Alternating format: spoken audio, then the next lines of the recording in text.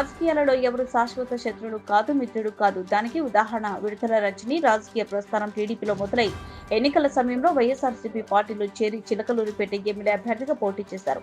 రాజకీయ భిక్ష పెట్టిన టీడీపీని వీడి నా వైఎస్ఆర్లో చేరి చిలకలూరిపేట అభ్యర్థిగా అఖండ విజయంతో గెలవడం జరిగింది. గెలిచిన కొద్ది కాలానికి జగన్మోహన్ రెడ్డి ఆరోగ్య శాఖ మంత్రిగా బాధ్యతలు ఇవ్వడం విడుదల రజనికి ఎంతో ప్రాధాన్యత ఇచ్చి పార్టీలో గౌరవ స్థానం ఇవ్వడం జరిగింది.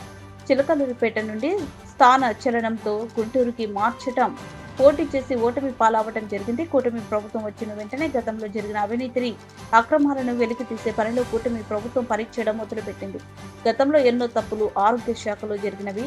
అవి విచారణకు వస్తే విడుదల రజని బాధ్యురాలుగా అవుతారని ముందుగానే వైఎస్ఆర్సీపీకి రాజీనామా చేసి జాతీయ పార్టీ నాయకులతో మంథనాలలో విడుదల రజని ఉన్నారని, ఫోన్ స్విచ్ ఆఫ్ అని, నాయకులకు పార్టీకి అందుబాటులో లేరని వెనికిడి కూటమి ప్రభుత్వం ఆరోగ్య శాఖలో గతంలో జరిగిన అవినీతిని వెలికి తీసే పనిలో ఉన్నారు కాబట్టి భయపడి తాను బాధ్యురాలు అవ్వాల్సి ఉంటుందని విడుదల రజని జాతీయ రాజకీయ పార్టీలో చేరి ప్రయత్నం చేస్తున్నారని వెనికిడి.